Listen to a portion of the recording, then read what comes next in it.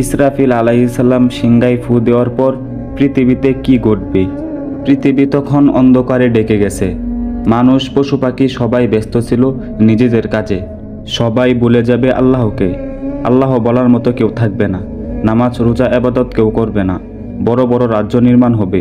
হঠাৎ আল্লাহ তাআলা আদেশ দিলেন ফেরেশতা ইসরাফিলকে, হে ইসরাফিল, ফু দাও সেই সিংহায়। ইসরাফিল আলাইহিসসালাম সেই বিশাল সিংহা মুখে তুললেন। এক মুহূর্ত নীরবতা, তারপর এক ভয়ঙ্কর আওয়াজ সারা বিশ্ব কাঁপিয়ে দিল। পৃথিবীর সব কিছু থেমে গেল। পাহাড় ভেঙে গেল, সমুদ্র ফেটে গেল, আকাশ ছিঁড়ে গেল, সূর্য নেমে গেল, চাঁদ অদৃশ্য হয়ে গেল। মানুষ, ফেরেশতা, জিন সব প্রাণী মারা গেল। একটি প্রাণও বেঁচে রইল না। পৃথিবী তখন পরিণত হয়েছে ধ্বংসস্তূপে। কোনো শব্দ নেই, কোনো আলো নেই, শুধু এক নীরব মৃত পৃথিবী।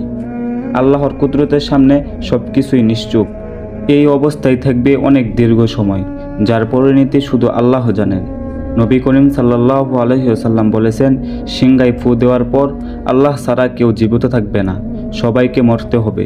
তারপর আল্লাহ আবার আদেশ করবেন ইসরাফিল আলাইহিস সালাতু ওয়াসসালামকে, হে ইসরাফিল, আবার সিংহায় ফু দাও। ইসরাফিল আলাইহিস সালাম দ্বিতীয়বার ফু দেবেন। কি ভয়ঙ্কর আওয়াজ! পৃথিবী আবার কাঁপবে। কবর ফেটে মৃত মানুষেরা জেগে উঠবে। হাড়ে মাংস গজাবে। চোখ খুলে মানুষ চমকে উঠবে আর বলবে, আমরা কোথায়? কে আমাদের জাগালো? আল্লাহ বলবেন, আজকের দিনই তোমাদের কিয়ামতের দিবস।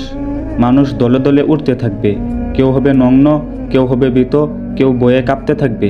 সূর্য থাকবে মাথার একদম উপর। মানুষ ঘামে ভিজে যাবে। এতটাই ভিজে যাবে যে কেউ হাঁটু পর্যন্ত, কেউ গলা পর্যন্ত ঘামে ডুবে যাবে। তারপর ফেরেশতারা ডাকবে, এসো তোমাদের হিসাবের জন্য। সব মানুষ জমা হবে হাসরের ময়দানে।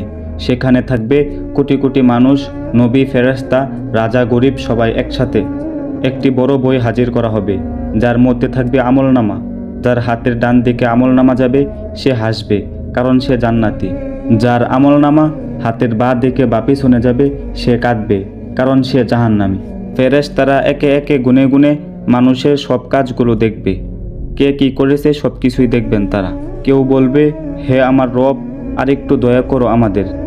আল্লাহ বলবেন, আজ কোনো দয়া নয়, আজ হবে বিচার। তারপর সবাইকে যেতে হবে এক সেতুর উপর দিয়ে, যাকে বলে সিরাতুল মুস্তাকিম। নিচে থাকবে জাহান্নামের আগুন, আর সে সেতু হবে চুলের মতো পাতলা, তলোয়ারের থেকেও ধারালো।